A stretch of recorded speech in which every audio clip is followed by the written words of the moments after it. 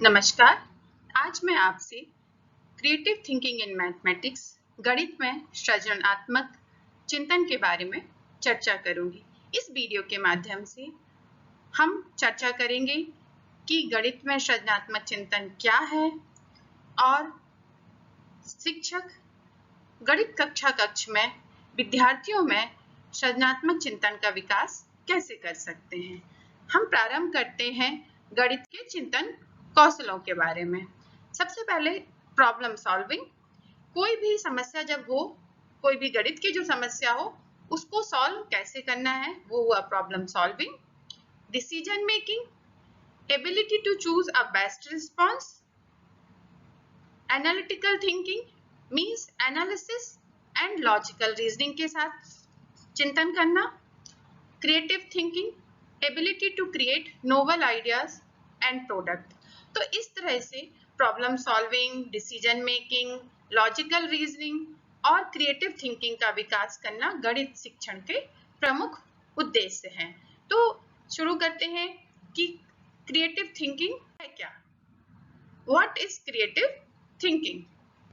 Creativity is the ability to produce novel और original work. कुछ भी नया और नवीन और मौलिक करना क्रिएटिविटी है। जब भी कुछ नया जनरेट होता है तो हम बोलते हैं कि उसने कुछ क्रिएटिव किया, लेकिन नया हो और वो साथ में कैसा हो, मौलिक भी हो। क्रिएटिव थिंकिंग क्या है? सृजनात्मक चिंतन किसी भी क्षेत्र में नए नवाचार और समाधान करने की मानसिक प्रक्रिया है। कोई भी जो नया इनोवेशन हो और कोई भी सॉल्यूशन जब आप निकालते हैं तो उसको, उस प्रक्रिया को क्या बोलते हैं? Creative thinking. वो जो मानसिक प्रक्रिया वो है उसको कहेंगे क्रिएटिव थिंकिंग। क्रिएटिव थिंकिंग और डाइवर्जेंट थिंकिंग क्या दोनों एक ही है? क्रिएटिव थिंकिंग में हम कुछ नया सोचते हैं और डाइवर्जेंट थिंकिंग में भी कुछ हटकर सोचते हैं। डाइवर्जेंट थिंकिंग से क्या तात्पर्य है? डाइवर्जेंट थिंकिंग से तात्पर्य होता है कि रोट थिंकिंग से हटकर और जो प्रिस्क्राइब एक्सपेक्टेशन है उससे कुछ हटकर जब हम सोचते हैं तो हम कहते हैं कि यह डाइवर्जेंट थिंकिंग है। कि जो भी रोट थिंकिंग है, एक जो पैटर्न, फिक्स पैटर्न है, उससे जब कुछ हटकर कर सोचते हैं तो हम कहते हैं ये डाइवर्जेंट थिंकिंग है। तो जब कुछ हटकर सोचेंगे तो वो कुछ ऑब्वियसली कुछ नया होगा, तो वो कैसा होगा? कुछ क्रिएटिव होगा, कुछ नवाचार होगा, कुछ नवीन होगा, कुछ मौलिक आइडिया होगा। इसलिए क्रिएटिव थिंकिंग और डाइवर्जेंट थिंकिंग दोनों बहुत मिलते जुलते हैं। इसीलिए कहा गया है थिंकिंग डाइवर्जेंटली इज अ की टू क्रिएटिविटी। अब बात आती है मैथमेटिकल क्रिएटिविटी की। मैथमेटिकल क्रिएटिविटी क्या है? Mathematical creativity is the process that result is unusual and insightful solution to a given problem irrespective of the level of complexity। कोई भी जो समस्या अगर दी गई है, गणित की जो समस्या है, उसको अनयूजुअल तरीके से और सूझबूझ तरीके से उस समस्या का समाधान देना मैथमेटिकल क्रिएटिविटी है। दूसरी तरह से हम मैथमेटिकल क्रिएटिविटी को इस तरह से भी परिभाषित कर सकते हैं कि किसी भी समस्या का समाधान जो है वो जब दिया, किसी व्यक्ति के द्वारा किसी भी समस्या का समाधान एक नॉन स्टैंडर्ड तरीके से दिया जाए और सॉल्यूशन भी कैसा हो? नॉन स्टैंडर्ड हो। मतलब वही फिक्स्ड पैटर्न से हटकर और कुछ अलग सॉल्यूशन जब दिया जाए तो हम उसको मैथमेटिकल क्रिएटिविटी कहते हैं। इसलिए mathematical creativity is non algorithmic decision making. क्योंकि इसमें मैथमेटिकल क्रिएटिविटी में हम एक फिक्स पैटर्न से नहीं सोचते, उससे कुछ हटकर सोचते हैं। जो सॉल्यूशन होते हैं वो कैसे होते हैं? जैसा कि हमारी सेकंड जो डेफिनेशन है उसमें है नॉन स्टैंडर्ड सॉल्यूशन होते हैं, और तरीका भी कैसा होता है? स्टैंडर्ड मेथड से हटकर होता है। इसीलिए mathematical creativity is non algorithmic decision making है। अब क्रिएटिविटी के इंडिकेटर्स क्या हैं? Fluency, fluency means number of ideas कितने आ रहे हैं. Flexibility, approaching variety of ideas. Originality, unique idea. Elaboration, develop an idea. इस तरह से जो भी एक आइडिया या किसी समस्या का समाधान जो है, उस समाधान को हम कब क्रिएटिव कहेंगे? जब उसमें फ्लुएंसी हो, फ्लेक्सिबिलिटी हो, ओरिजिनलिटी हो और एलेबोरेशन हो. अभी हम इन चारों को एक एक करके देखते हैं. फ्लुएंसी से क्या तात्पर्य है? फ्लुएंसी से तात्पर्य है कि फ्लुएंट हो, जैसा कि नाम से ही है कि फ्लुएंट हो. फ्लुएंट किस में हो? किसी भी परिस्थिति में बहुत से त्वरित विचारों के साथ समस्या को हल करना तथा बहुत से समाधान खोजना. यानी कि समस्या के समाधान कैसे हो? बहुत सारे हों, फ्लुएंट हो, उसमें एक समस्या के बहुत सारे समाधान हो. दूसरी तरह से हम कह सकते हैं कि किसी भी व्यक्ति द्वारा समस्या समाधान में दिए गए नंबर ऑफ रिस्पॉन्सेस, कितने नंबर ऑफ रिस्पॉन्सेस दिए, उसको भी हम फ्लुएंसी कहेंगे. फ्लुएंसी को जब मैथमेटिक्स की कोई प्रॉब्लम आए तो उसमें एक तो हो गया नंबर ऑफ रिस्पॉन्सेस कितने दिए आपने, कितने समाधान दिए, और जब उस समाधान को चुनने में जो प्रक्रिया चुननी थी उसमें कितनी फ्लुएंसी थी, कितनी जल्दी उस समस्या को चुनने की जो प्रक्रिया है उसको कितनी जल्दी आपने डिसाइड किया कि ये समस्या के लिए हमें ये प्रक्रिया चुनना है, उसको भी हम फ्लुएंसी कहेंगे. तो नंबर ऑफ रिस्पॉन्सेस और प्रक्रिया दोनों में कितनी जल्दी प्रक्रिया को चुना और कितने नंबर ऑफ रिस्पॉन्स दिए, उसको हम फ्लुएंसी कहेंगे. दूसरा आता है फ्लेक्सिबिलिटी. फ्लेक्सिबिलिटी, कोई भी समस्या आई और उसका जब समाधान करना है तो उसकी प्रक्रिया, एक प्रक्रिया चुनी और उस प्रक्रिया से उसका आंसर नहीं निकल रहा है तो तुरंत दूसरी प्रक्रिया की तरफ मूव कर जाना. मैथमेटिकल फ्लेक्सिबिलिटी को हम इस तरह से भी डिफाइन कर सकते हैं कि mathematical flexibility is the ability to maintain and shift among multiple representation of numbers and between problem solving strategy in an adaptive manner. कैसे मैनर में? एडेप्टिव मैनर में. तो ये फ्लेक्सिबिलिटी दो तरह से होगी, रिप्रेजेंटेशन और प्रोसीजरल. क्योंकि जब गणित की जो भी समस्याएं होती हैं उसमें दो चीजें होती हैं. एक तो आप उसको कैसे रिप्रेजेंट कर रहे हैं और रिप्रेजेंट करने के समय क्या प्रोसीजर किया, तो उसमें भी दो तरह की फ्लेक्सिबिलिटी हो जाएगी. जैसे कि अगर फ्रैक्शन है तो उसका रिप्रेजेंटेशन कैसे हो सकता है? आप डेसिमल में कर सकते हैं, नंबर लाइन में कर सकते हैं, पाई चार्ट में कर सकते हैं, तो वो होगी रिप्रेजेंटेशन फ्लेक्सिबिलिटी. प्रोसीजर फ्लेक्सिबिलिटी, कोई भी समस्या दी है और उसको आप कैसे सॉल्व कर रहे हैं. तो पहले हुई फ्लुएंसी. फ्लुएंसी में होते हैं नंबर ऑफ रिस्पॉन्सेस, और फ्लेक्सिबिलिटी मीन्स कि जब वो प्रोसेस है, उस समस्या के समाधान के लिए जो प्रोसेस आप चुन रहे हैं उसमें आप कितना फ्लेक्सिबल हैं. एक फ्लेक्सिबल का अपोजिट होता है रिजिड, कि हम तो इस समस्या को ऐसे ही सॉल्व करेंगे, तो वो क्रिएटिविटी नहीं होगी. उसमें क्या होना चाहिए? फ्लेक्सिबिलिटी होना चाहिए. तीसरा है ओरिजिनलिटी, मौलिकता. कोई भी जो भी समस्या का समाधान आप ढूंढ रहे हैं वो ability to think independently and not just repeat the steps shown by others. दूसरों के बताए हुए तरीके से नहीं करना है, इंडिपेंडेंटली करना है. दूसरी तरह से हम ओरिजिनलिटी को कह सकते हैं कि जो भी आप सॉल्यूशन के लिए पाथ चुनते हैं वो यूनिक हो, अनकॉमन हो, तो हम कहेंगे वो सॉल्यूशन जो आपने समस्या का समाधान निकाला वो कैसा है? ओरिजिनल है.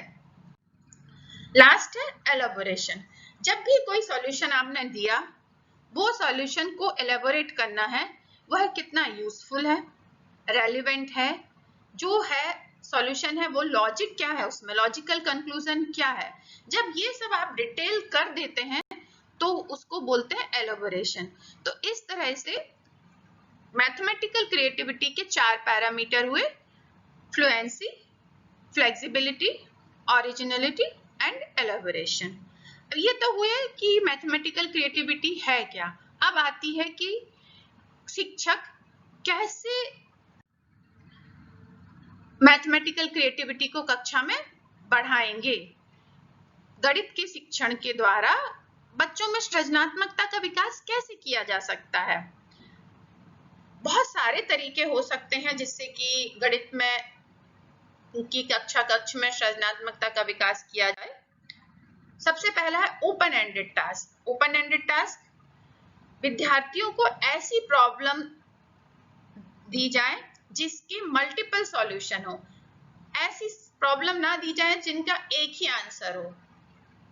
जैसे अगर हम पूछेंगे 2 + 2 तो बच्चे 4 ही बोलेंगे, तो यहाँ कुछ वो क्रिएटिविटी का उनके पास मौका नहीं होगा। स्टूडेंट को अलाउ करें कि वो है एडिशनल स्ट्रेटजीज चुन सके। मल्टीपल जो आंसर्स चुनना निकालना है किसी प्रॉब्लम के, उसके लिए स्ट्रेटजी भी कैसी हो, एडिशनल हो, नए तरीके हो।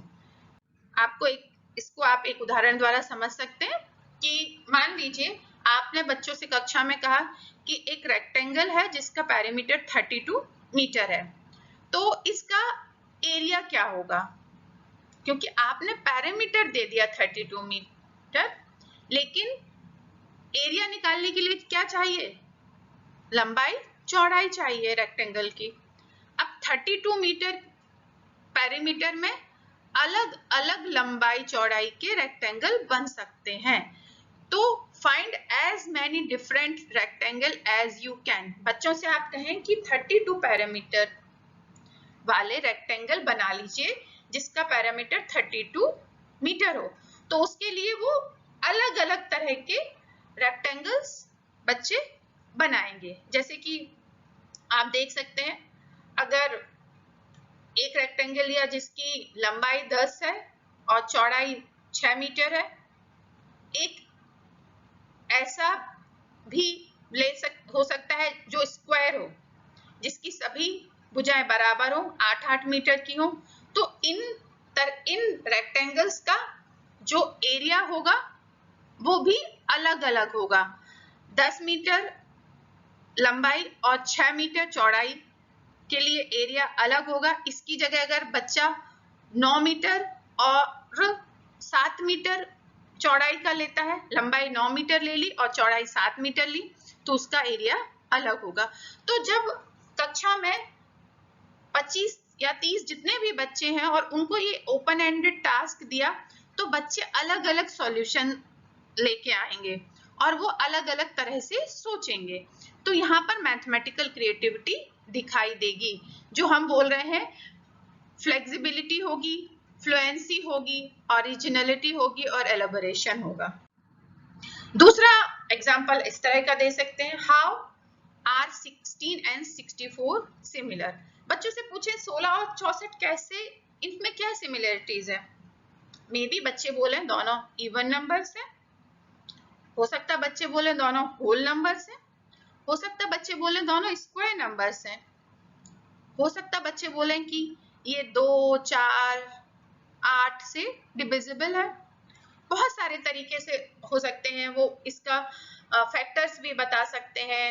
तो ये कैसा होगा, ओपन एंडेड टास्क होगा। तो ये एक ओपन एंडेड टास्क जो है क्रिएटिविटी बढ़ाने का एक बहुत अच्छा तरीका है।